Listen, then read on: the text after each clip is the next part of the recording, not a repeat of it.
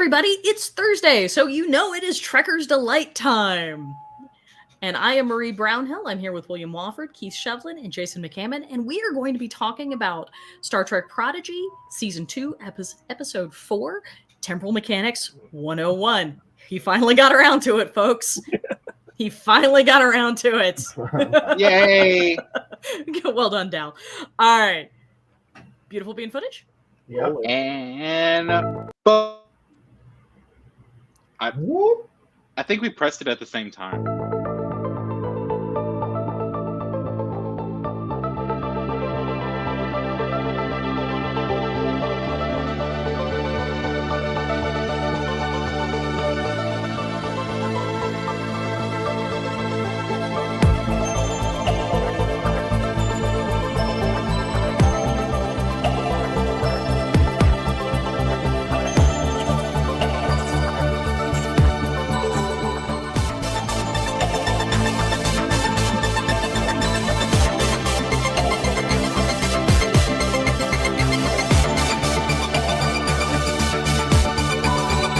Every other Vulcan.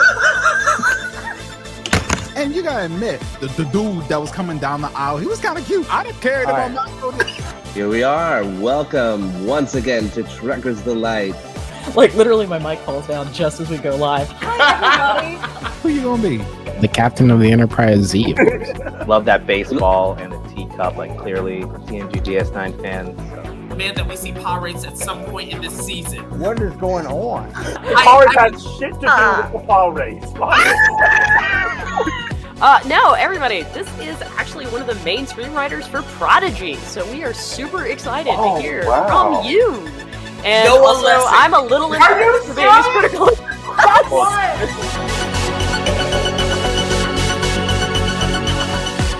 Man, I really love that intro. This was a nice touch. That's never not going to be funny. And improv William. I am fully aware of the fact that I'm going to say that on every freaking podcast, but here we are. Keep shaking my head. Well, you gotta do that every time now. You gotta pop it. Right? Yeah. Here we are. That's what it is.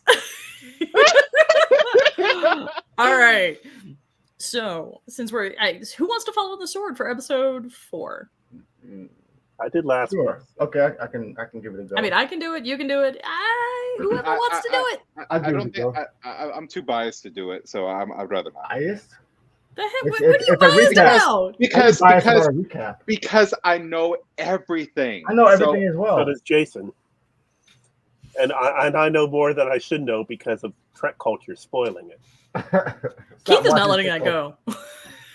Keith's rage is just it's librarian rage, man. Well, Like, when it's we gonna burn the left world. off last time, Oh, when we left off last time, Chakotay had taken Prodigy into the wormhole, correct? Protostar, sorry. He took the Protostar in the wormhole, which he didn't do originally, and he only did because Dal dropped the gun and allowed him to fight his way to it. Now, when we come to today's episode, Voyager is reading tachyon emissions that tells them that, hey, time has changed. Their timeline has been altered. Something's different. And that is because Chakotay took the ship. The only reason why Voyager is not affected is because Voyager has been sort of, it was designed to withstand temporal anomalies to go into the wormhole. So Rock and what's the little sluggy thing's name? Murph. I forgot Murph. Rock and Murph are still on the ship. Rock figures out a way to send a communication to the wormhole. Meanwhile, they don't know where Murph is. Murph is in like astrometrics talking to something about something for some reason. And we don't know. Be a little more vague, Jason. Be a little more vague. I can't be a little more vague because it was vague. And, you know, that's all we know. Talking to something about something. You know, and he's all into it. He's not scared. He's just like, yeah, okay. I'm gonna do that. Yeah, man. Anyway, they send a message through the wormhole. They talk to the rest of the kids.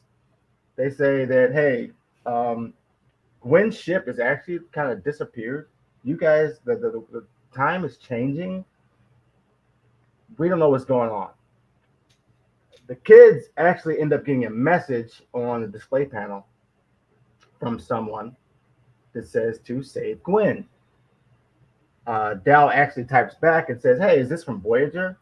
And the message says, "No." But it gives them coordinates to where Gwyn is. So we've got a mysterious message. We've got Murph talking to mysteriousness. And then these guys go off and they go to the coordinates to where Gwyn is. But she's not. But then she kind of is. She sort of fades into that. Right? So Gwyn basically doesn't really say it. So Gwyn's ship has been erased from the timeline.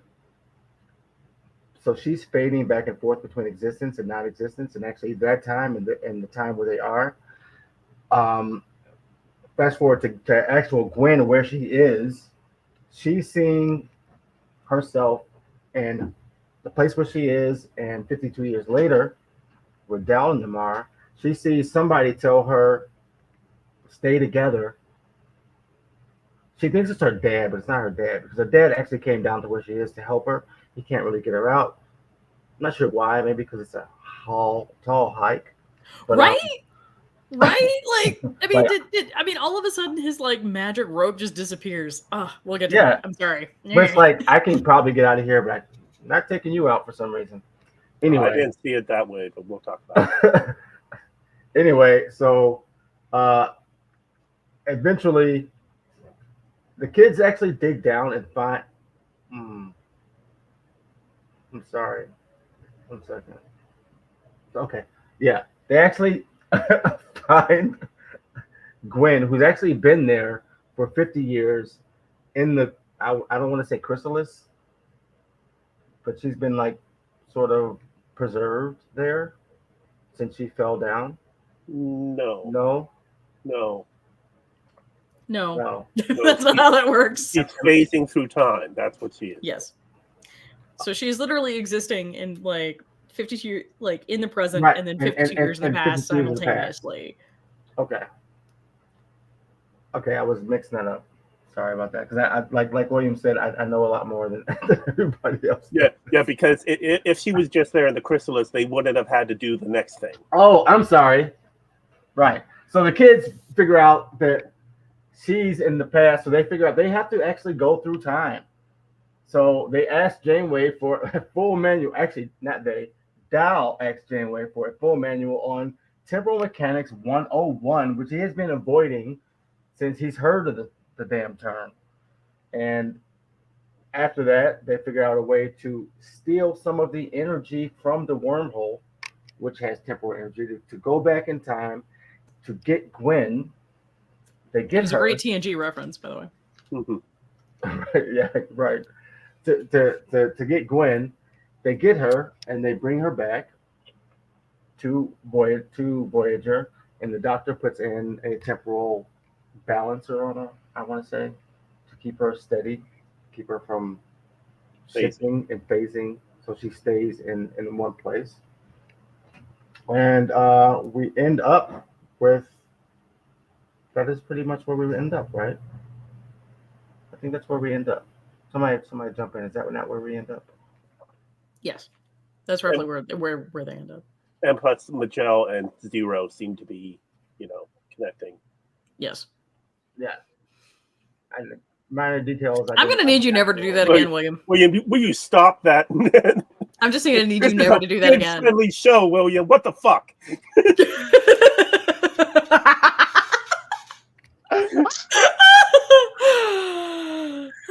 I didn't add that. I didn't You'd add be that. arrested in Florida for that. I saw that and I said, "Aren't these kids?" I didn't add that. They didn't have a working ship, so suddenly they did. Again, suddenly they get a mysterious ship from somebody that just appears to them. It's like someone who has engineering talents suddenly fixed the ship without them figuring out how. No. We get a brief. We get Jank and Pog back briefly, But then we have the mysterious benefactor doing magic shit. Y'all, I swear to God, if this is the Traveler or Wesley Crusher, I'm going to be so mad.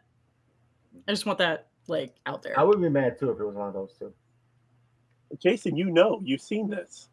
I've seen this. Because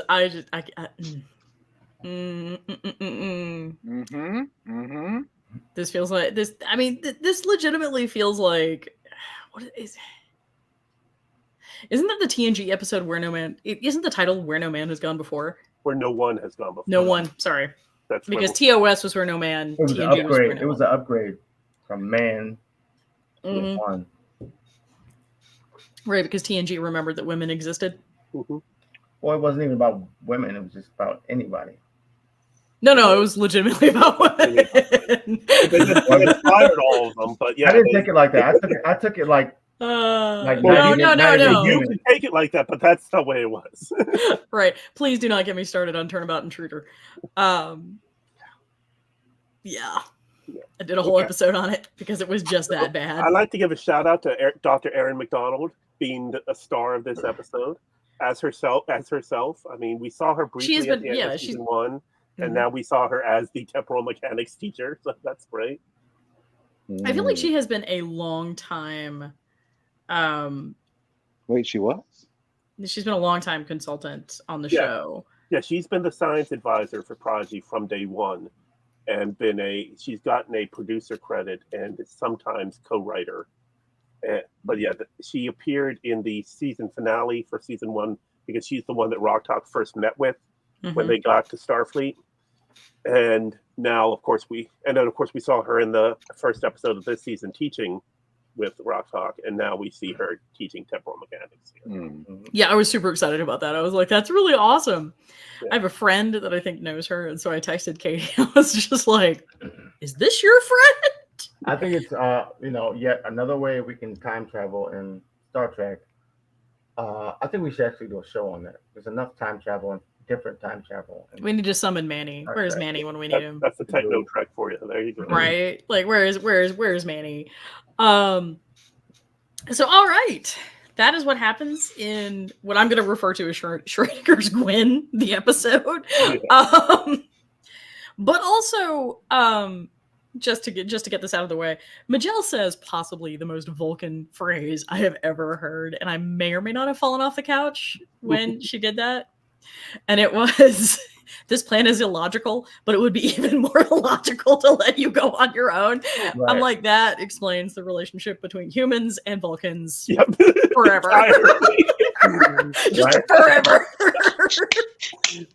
Because I was just like, you got to be kidding. This human doesn't know what he's doing, but I gotta go with him. I mean, not that Dahl's human, but like, Doll is an augment. And he is the most augmenty of augments. Dahl is Dahl. That he is the one. He is the only. Right. I love that. He's such a doll. Oh my God! I'm gonna mute you for the entire show. So just so you know, I'm going to abuse my power and just do that. Well, that's what we get for having the woman in the captain seat, huh? That's a Q line. That's a Q line. I know that's a Q line. We know it's a Q line. So we will be moving forward without William. Just knowing all the BS crap I've been hearing this past week, yes. My question is, so what was going on with Gwyn? I guess her situation was specific because was it going on with anyone else? No.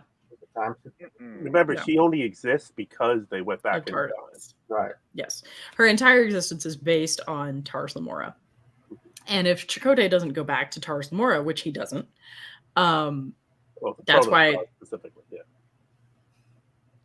Or rather, you're right, the Protostar, mea culpa. So if the Protostar doesn't go back, there's no it doesn't land on Tars Lamora, which means the Diviner never goes to Tars Lamora, which means the Diviner never clones himself. Produces a progeny. That's all I'm going to go with because thank you. I don't need to go down that rabbit hole because I don't need the nightmares. They never said anything about a mother, did they? No, No, there was just the diviner. That was it? It's seemingly asexual reproduction, which is fine. We don't need the details. No, thank you. No, I don't. It exists. That's great. Fine. All right. Move along. Mm-hmm. Mm-hmm. Will you stop it with the I'm sorry. Do I need to kick you off again, William? I'm sorry. I missed you guys. I'm sorry. You're 13 going on 30 here. No, he's 30 going on 13.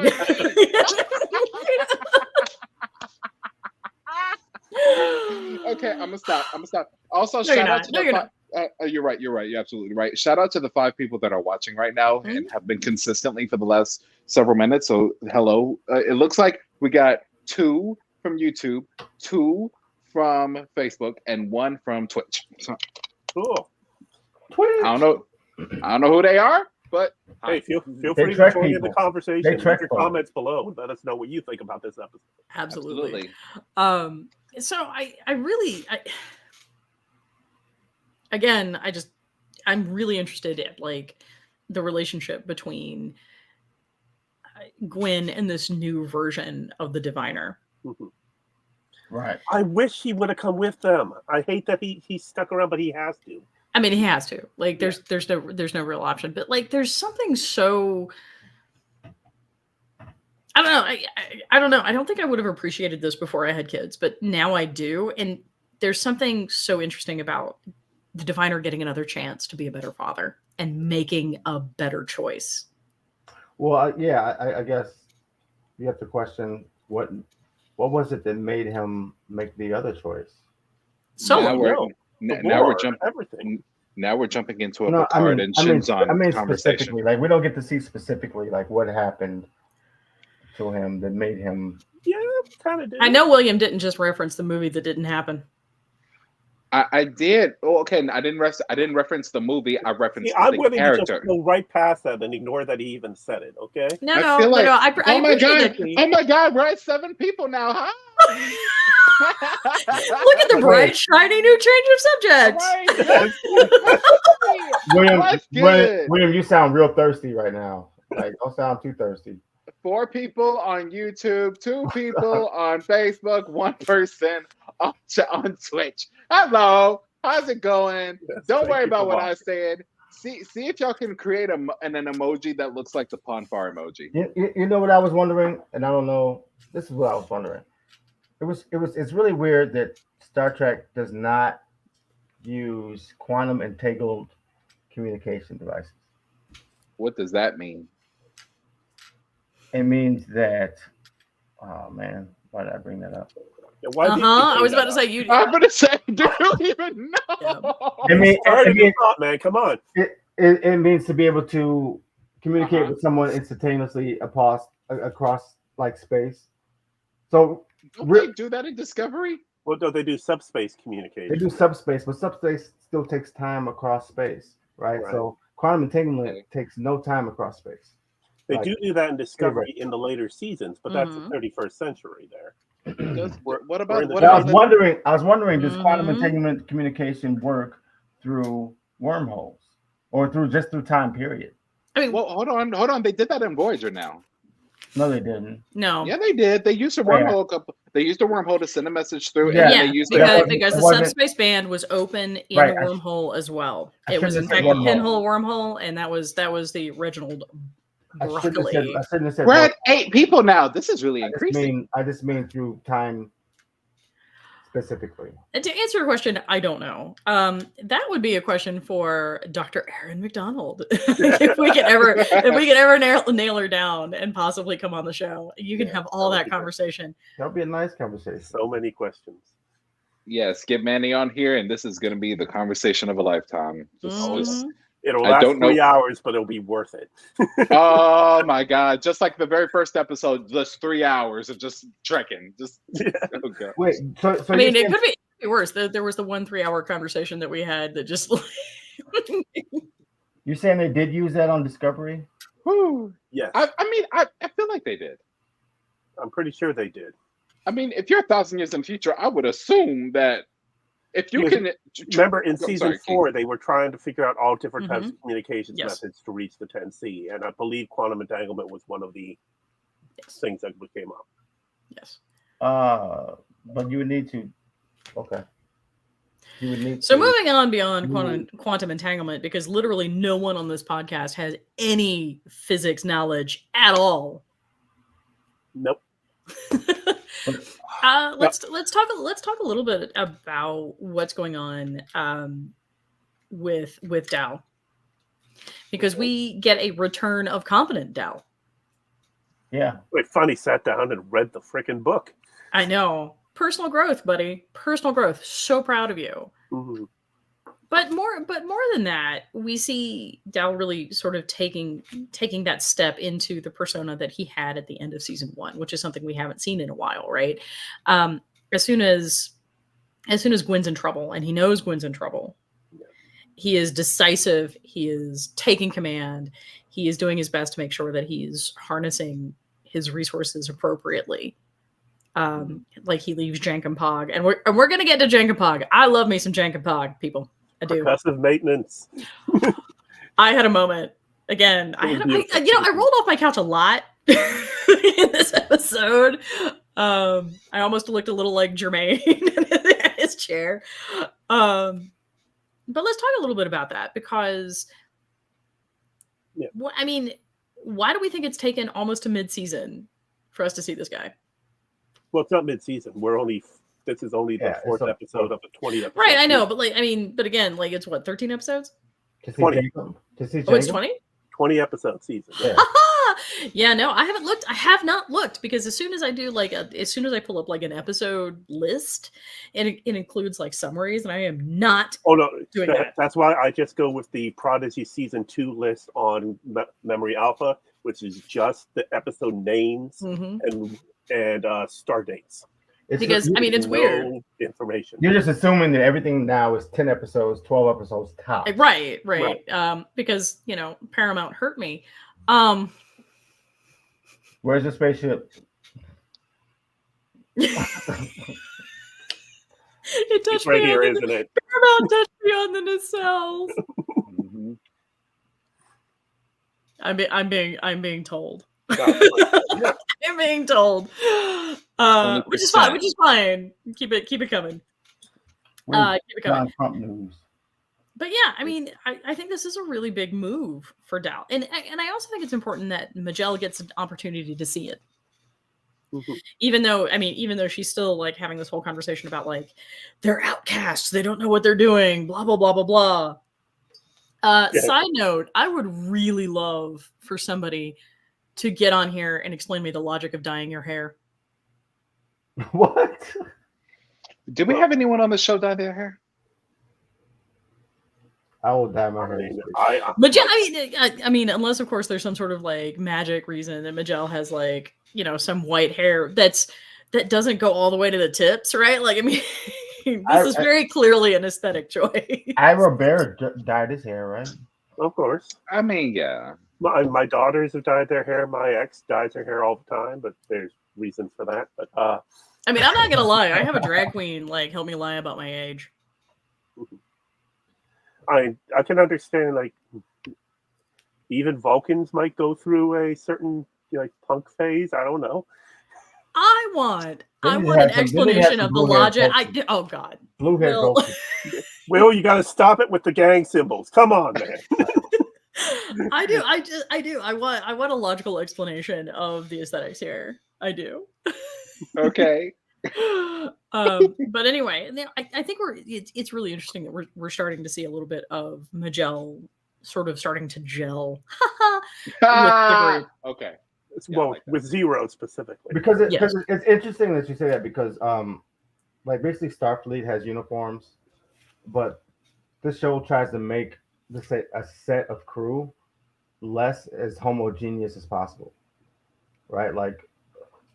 Well, they can do that. That's part of the magic of having the option now. Even you mentioned it last week about Gwyn's just family designs on her shirt. Yes. Yeah, but like I do want to, yes, but I think that's part of the magic actually of having a CGI show. They are now able to do those things. They're able to show different types of aliens. They don't have to be humanoid. They don't have to be whatever. Because it's a completely CGI show. Humanoid is the best, man. In my opinion. Okay. Yeah, Murph would not work. Yeah, everything about Murph has been special and could only be done in some form of animation. Love that kid. The CGI of Murph would have been so love that kid. So we're having that. CGI is pretty good these days. So we're having that as a conversation. Like, CGI maybe is it too early to have the conversation about why there's been a really interesting kind of trend in fandom to talk about how Prodigy is somehow less than Trek because it is CGI? Mm-hmm. Well, because it's a cartoon, people don't take it seriously. Just like I know people they won't watch any like DC movies that are animated when those are the best DC movies. They are so good. Batman Beyond, people. They're the best DC movies that they have. Under the Red Hood. Batman: Mask of the Phantasm. Batman: The Killing Joke. Batman: Bad Blood. I cannot watch The Killing Joke. It is crazy. Yeah. I cannot watch The Killing But Joke. they have I can't reread it. They have the best stories. That like Marvel movies are better than Marvel cartoons, but DC cartoons are way better than Marvel movies. Way better than DC movies. Yes. So what's interesting, but again, what's interesting about like Star Trek, which is such a tech-driven fandom? I mean, they're a whole conversation. Like, I mean, Star Trek has driven technological innovation. There's no argument about that. We know, for example, that it inspired iPads. We know it inspired cell phones, blah, blah, blah, blah, blah. And the fandom itself is generally more pro-tech. And so it's interesting to me that we're not able to make this jump to discussions of CG, the appropriateness of CGI. I think the animation's been just consistently really good. Yes. You're saying for this show? Mm-hmm. Oh, yes. Yeah. Oh, yes. I mean, just like nothing is boxy. Nothing looks half-baked. It's all very well visualized and just very well done in everything. And like when things move, it all makes sense. There's no glitches to it. And it has its own unique look, right? It has its own unique look of how characters are drawn. It definitely has its own unique look. I definitely agree with Jason and Keith. I think I only have one critique, and that's because it's just the times we live in. I often have like a pet peeve when words don't match the lips of that's moving, because then it kind of gets weird, because it's like, I think we have all, okay, notice I said all, maybe including me, have lived long enough to know the facial expressions of Janeway. Yeah. And when I see her face now, it's like, oh, okay, well, I understand this is an animated show, so, and it's not like they put dots on her like they did in Avatar, so yeah, I can't expect much. I'm just saying that that's my only thing. Other than that, the rest of it was beautiful. Like, the rest of it was absolutely beautiful. Well, I wouldn't say it's wrong. I would say sometimes Janeway's expressions are slightly more pronounced than they would be in real life. I would say that. But you're saying it's off as far as in the show. Yeah, because it's like talking about the show. Yes. Because sometimes it looks like her lips are moving, but the rest of her expression is not. Mm-hmm. And I'm like, I'm pretty sure I know what face she would make at this moment. You should see Johnny Quest from fucking 1980. I don't know what year that was. Johnny Quest was a 1980s. Was a 1980 show. I don't remember that being a 1980 show. Maybe 1970s. I don't know. Yeah. Did I watch a spinoff of Johnny Quest? Oh, absolutely. They had. You seen on Conan O'Brien sometimes? You are probably thinking, okay, so the original Johnny Quest, because I have the power of the internet. Oh, Johnny Test. So Johnny Quest is 1964 to 1965. Then we get the new Adventures of Johnny Quest in 1986, and the Real Adventures of Johnny Quest in 1997. Okay, I remember. I think I remember that, and then I remember. I mean, trust the lawyer to look that up. But it was like a still cartoon face with a real human sticking their lips where the lips should be, speaking. And it was the weirdest thing you ever seen in your freaking life. Yeah, thank you for my nightmares. Moving on away from that so that I don't ever have to think about that again. And I'm going to tell you, Jason, I'm going to blame you. We just lost a viewer for that. I'm going to say, did you see that? Did you see that? It went from 4 to 3 at that exact moment. Way to go, Jason. Don't fall Checkers Delight right there. Jason, he left to go watch Daddy Quest. Oh, okay. He came back because I went back to 4. Well, we were at 7. We were at 8. Actually. I don't know what happened. We were at 7 and 8. I don't know what happened. So anyway, I will tell you, I have one problem. This is the first episode where I've really seen like a giant hole, which is Janeway calls Rok-Tahk to the bridge. For what reason? Because what did she call him for? She is apprising her of things that are happening with Why? The rest of her friends. With the rest of her friends. Why? Yeah. Why? I don't know. I'm gonna have to go back and watch that again because I actually forgot about that thing. You know, I didn't think about it when I watched it either time, but yeah. Mm-hmm. Like, I mean, she's up there, and she's up there just in time for Janeway and the first officer to have this whole, like the XO to have this whole conversation about what's going on with the Infinity, and Janeway, and then Rok-Tahk speaks up, and she's like, "We can boost the signal," which is not that novel an idea, right? Yeah. And once again, we only have like 4 people on the bridge other than Rok-Tahk. It's only Janeway, the first officer, and then the helm and ops person in front. It seems like Geordi would have easily said the same. Like any engineer that we know would have easily said, "We can boost the signal." And the other thing is Janeway herself came from a science background. Like that was one of the really big parts of Voyager is that Janeway can also do like the technobabble as well as anybody else because she came up as a science officer before switching to command. So there's no reason Janeway wouldn't have been able to be like, let's boost the signal. Yeah. Right. Can you boost? Yeah, I could see Janeway saying that. And so I actually found that really frustrating because, again, one of the things I've really loved about Prodigy is just how tight it is and how beautifully done it is. But Rok-Tahk is literally on the bridge for her to overhear that conversation. Well, you have to find, from a writer's point of view, you have to find a way for her. Yeah, they did not find a way. They just did it. Right. Mm-hmm. And Murph wasn't involved. But we did have. They tried to bring Murph was supposed to come with Rok-Tahk, but Murph was busy talking with, Hollow Man. Right. Ooh, right. I mean, did anybody else wonder if he was maybe connected to the Suliban? That's what I was gonna say. Is the same guy? That's what I mean. The way it looks, that's the way it's supposed to visually. The connections there.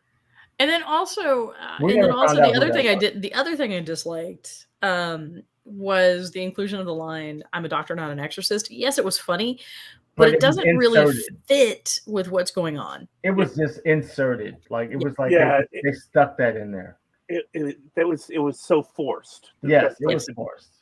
The setup was. It's like why did you say that? They didn't ask you what. Like, I mean, seriously, like she's like a ghost, and then he's like, "I'm a doctor, not an exorcist." Well, bro, I mean, no one has asked you yet. Like, why are you entering the chat? It'd have been different if he said, she's like a ghost, and then Janeway said, "I need you to do thus and thus and thus." And can you fix her? Yeah. Then he said, "I'm a doctor, not an exorcist." We're not sure, but it's like she's here, but she's not like a ghost. I have to examine her. I'm a doctor, not an exorcist. Right. It was kind of forced. I agree. Like, again, do not get me wrong. I love the fact that Robert Picardo has come back. I love the fact that we're getting the Doctor. I mean, I'll admit, I literally just praised the animation, but like, it kind of looks a little like they got somebody, like one of the software engineers from BioWare to come in and do his face. I was going to say, his face looks like a box. His animation's a little bit weak. His arms are very skinny. It's sort of like, not Clone Wars, right? Like a little bit. It's like it's leading towards Clone Wars, but not actually there. Yeah, but again, I mean, I'm not casting aspersions, but it's really odd to see everyone else rendered so cleanly. Yeah. You know, I mean, Janeway, Chakotay.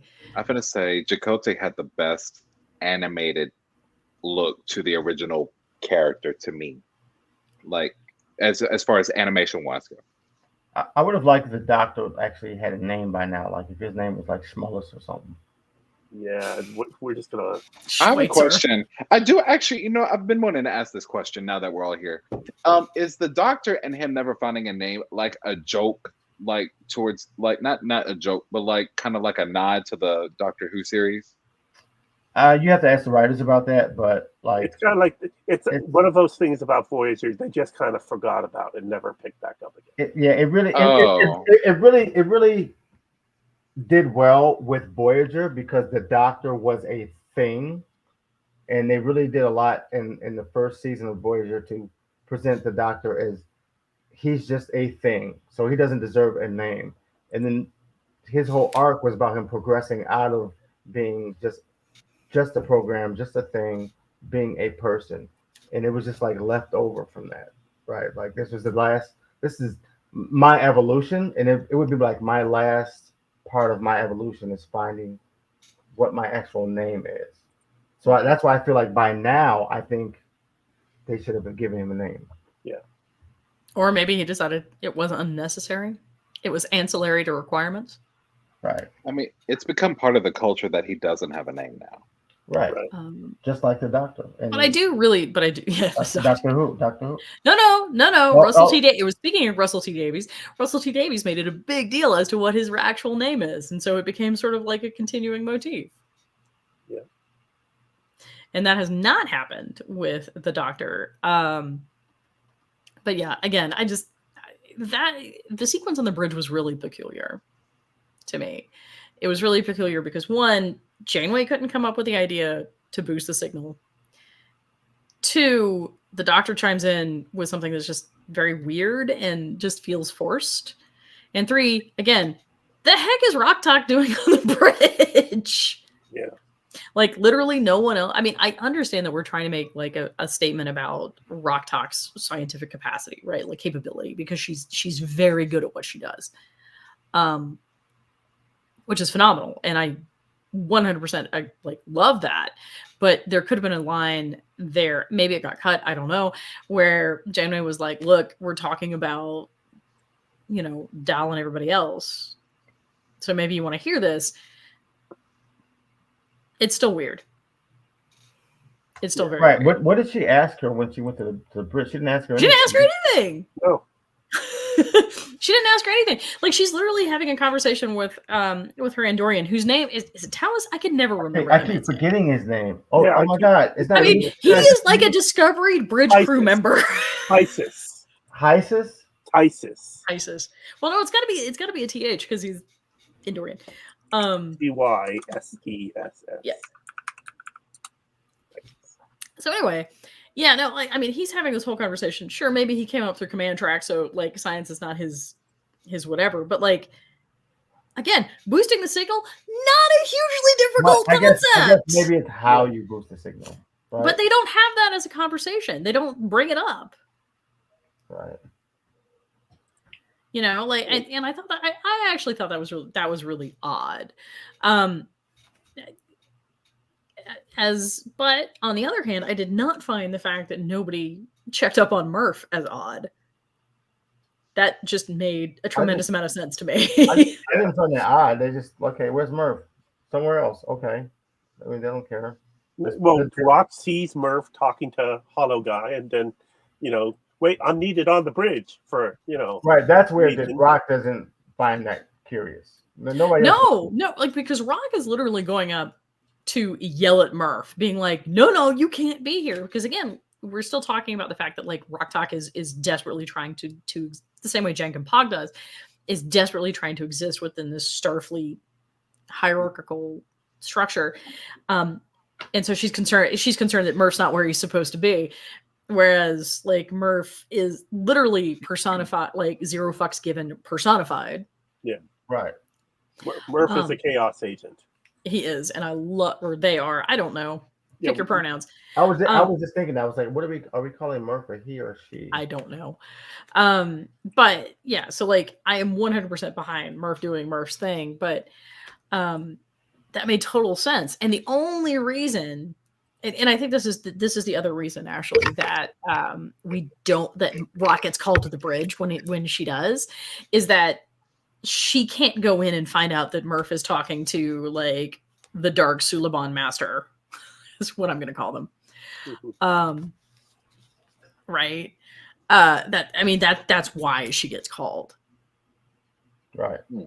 And so I'm going to be really interested to see if we see some sort of like evolution with Rock Talk, the same way we're starting to see with Jankum Pog. And I think this is a good time to sort of segue into the Infinity and what's going on with Jankum Pog. Yeah, it's got to be a reason why they decided to leave. Well, we know why Murph is left on the ship, right? Yes. As far as story is concerned, because he's talking. Murph is basically Flubber. Talking to right. You're not wrong, but it hurts. And do you know what's crazy? Will Wheaton was in Flubber. Really? Was he? Yeah, he was a teenager. Was he Flubber? So this would be the remake, right? There is a remake. Not the Fred McMurray, the Robin Williams. The Robin Williams version. Sense. He was like he was like they were like in this mansion, and it was like this big old study room, and the Flubber thing was going around. I think he was like the not Robin Williams, but like the bad guy rich dude's son. And think because he gets his ass handed to him by Flubber. It was great. Yeah, but Will Wheaton was definitely in that movie. Really funny. I had no idea. Yeah, it's very. To be fair, cool. I've never actually seen the Robin Williams version. I never thought I would see Will Wheaton in it. I didn't know there was another version besides the Robin Williams version. Oh yeah, and it's much older. It was really cool. Oh yeah, and the Fred McMurray version is great. It is much older. I did not know there was. I didn't know there was more than one version. I thought that was it.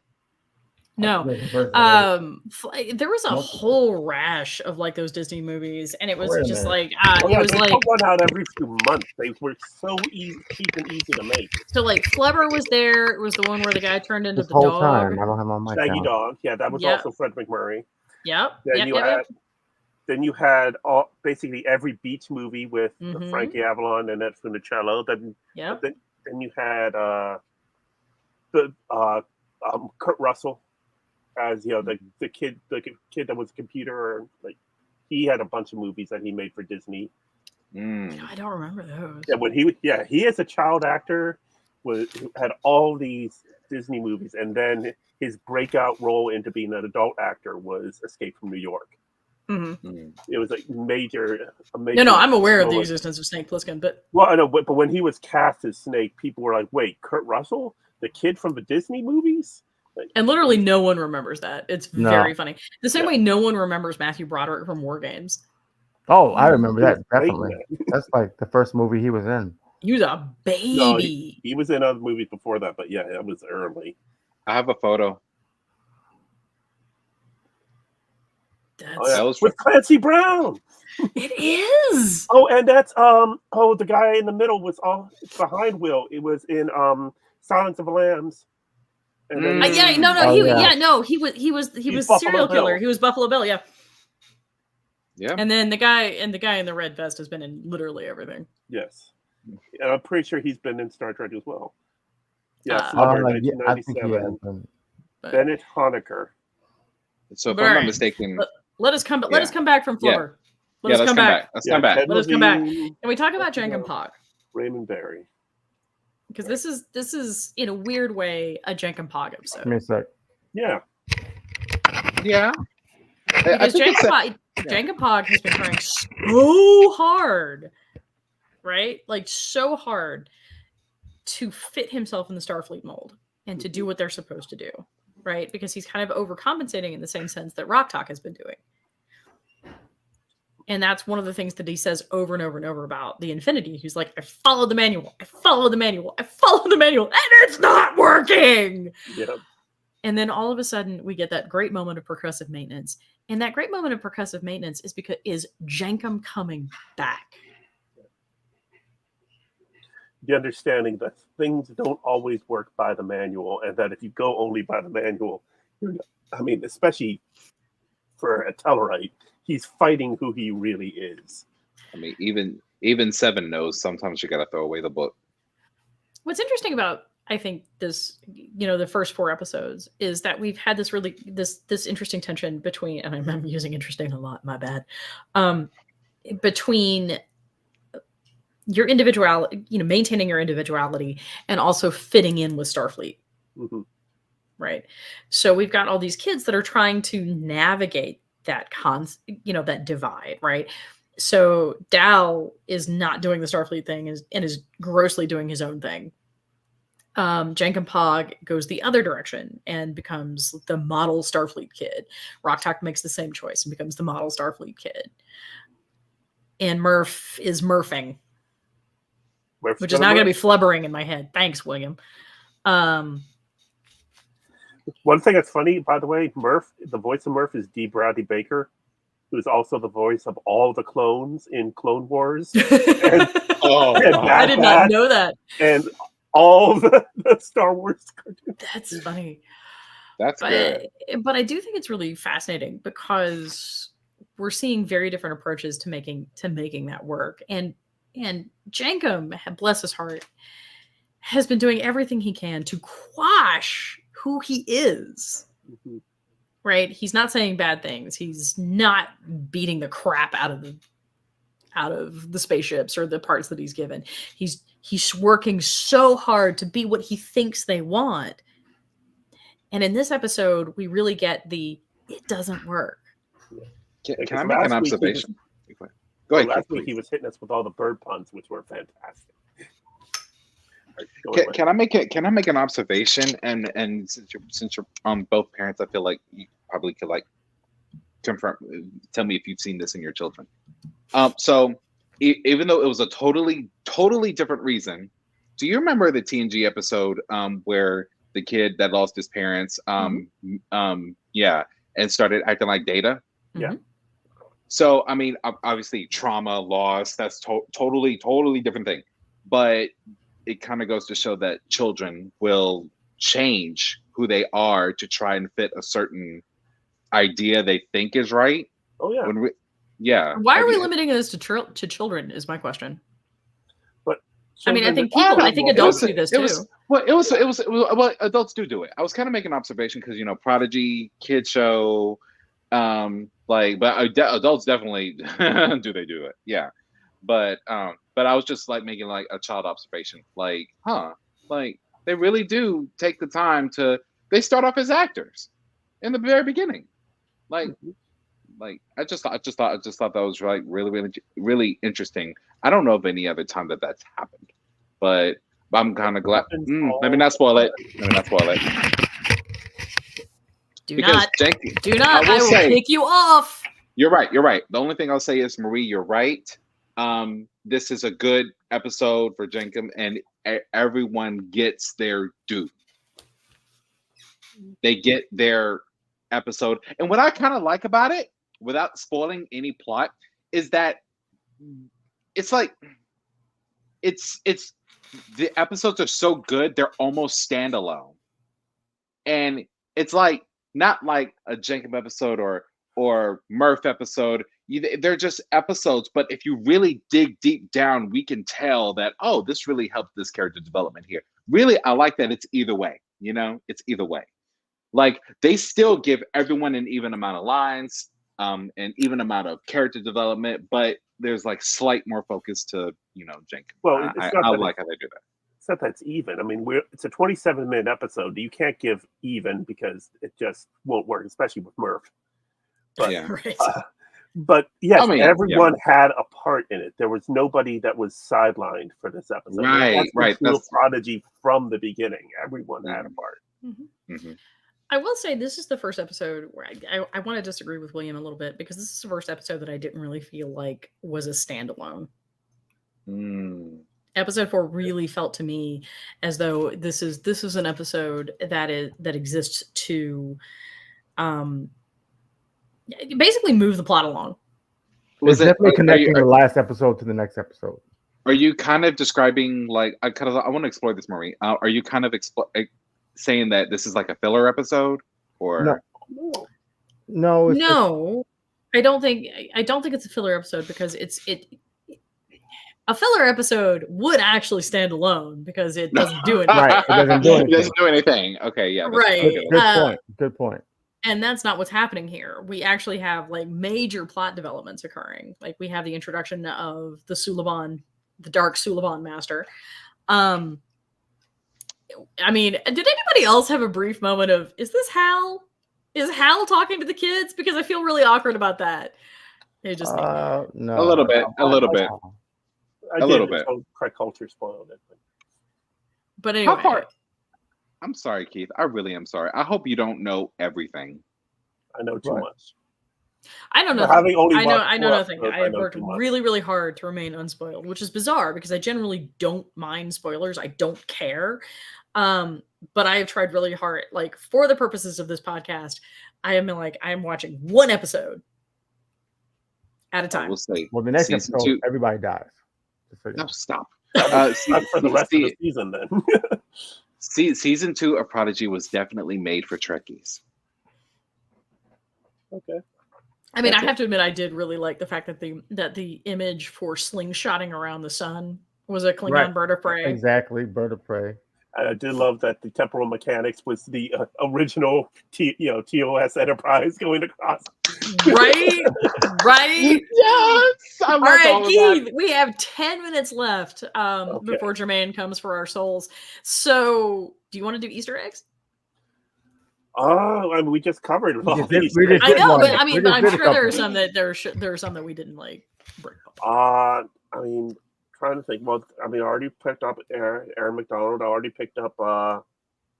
We picked up the Worf jumping across quantum realities episode, which was a fantastic Worf episode, by the way. Yeah, and there were a dearth of those. Parallels, love it. Mm-hmm. Yes, yeah. Just so happened that Alexander was shipped off to someplace for that episode. I mean, because Worf's A+ parenting. Yeah. A+ plus. They should have had that kid join a gang or something. They did in the comics. Did. They did in the comics. He joined the Cult of Kalis, but yeah. Okay, yeah. So we had the I'm a Doctor, Not an Exorcist. We had. Did you notice we did? I mean, obviously you must have noticed we had the Diviner, the pre-Tarzamora but post-Civil War Diviner. Yeah, we did see him. We did see him. So we had two Diviners this episode, and how great is it seeing John Noble's ability? Just the same guy to be able to play, the nice simple astronomer, and then of course the hard-nosed Diviner. He very definitely pitches pre-Civil War Diviner very differently than he does post-Civil War Diviner. Like post-Civil War Diviner sounds like Denethor. Yeah. And of course there's like a 50+ year age difference as well, but absolutely.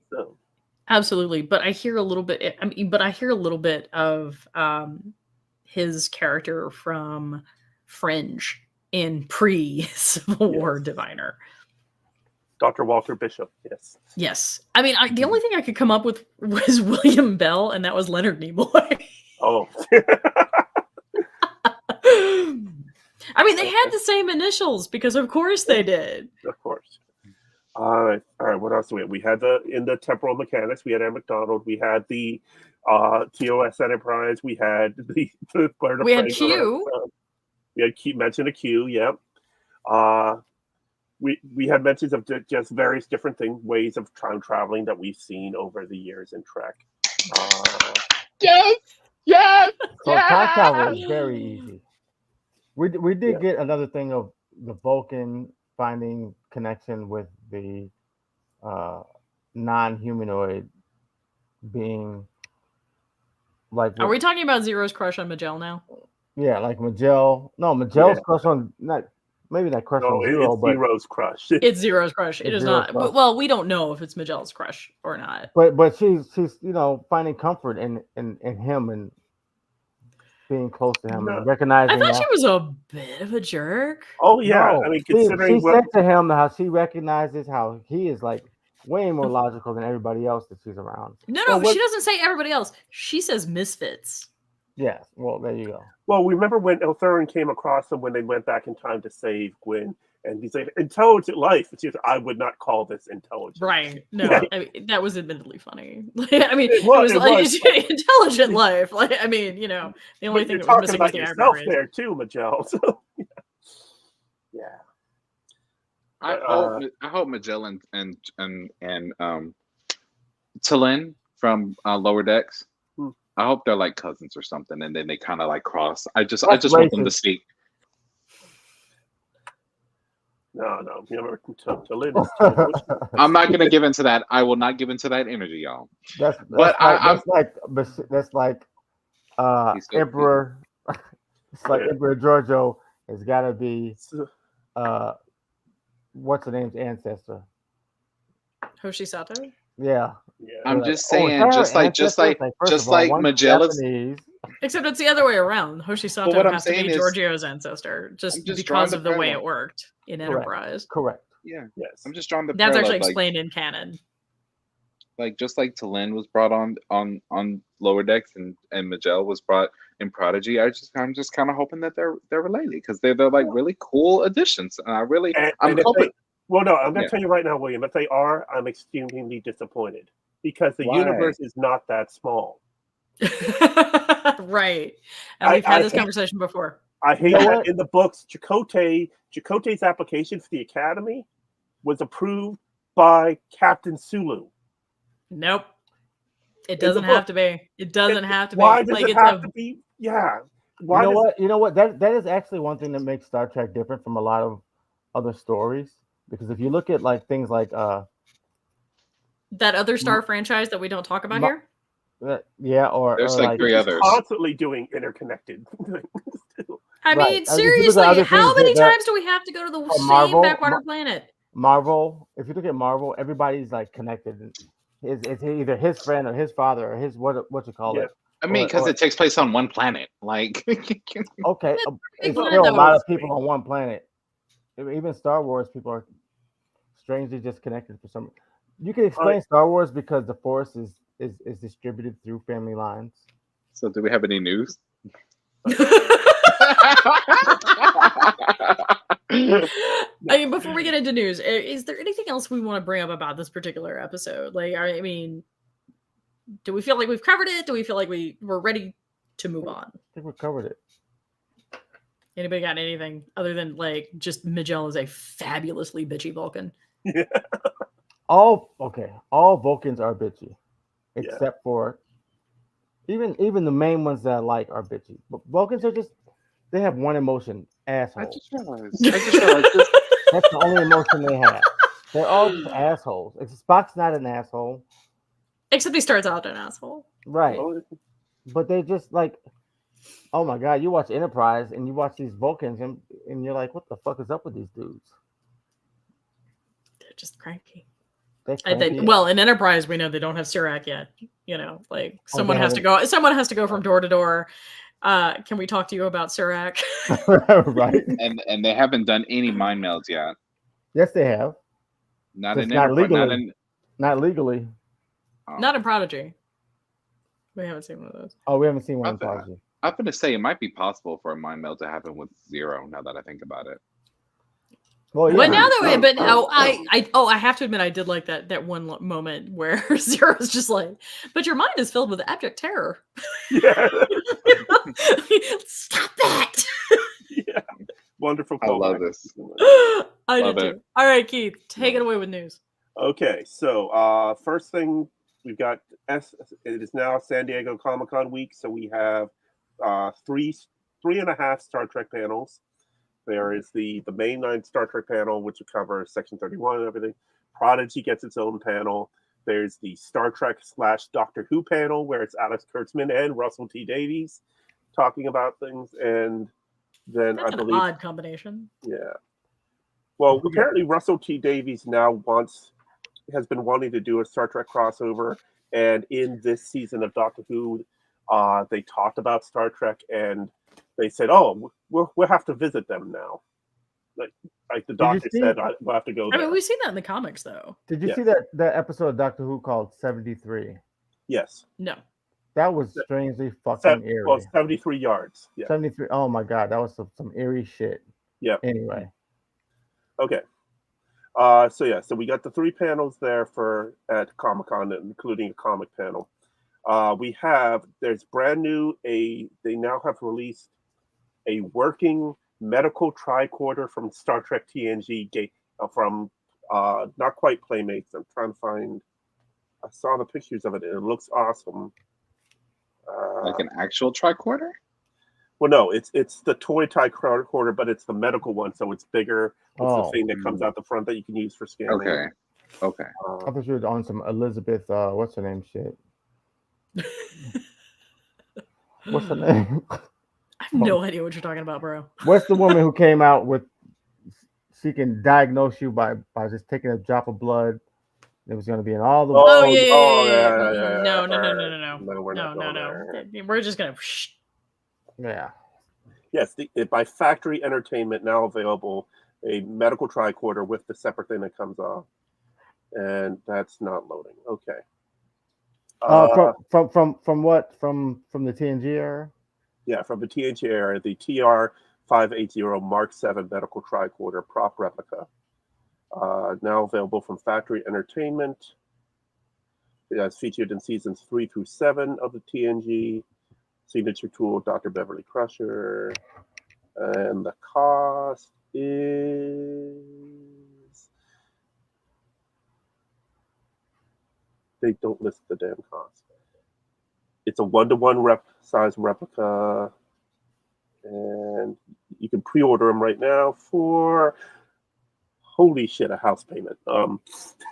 Really? A house payment. $799.99. It's got to be working. No. It's got to actually do something then. No. I mean, it would have to connect to the internet and scratch my back, among other things. Right. It's got to, like...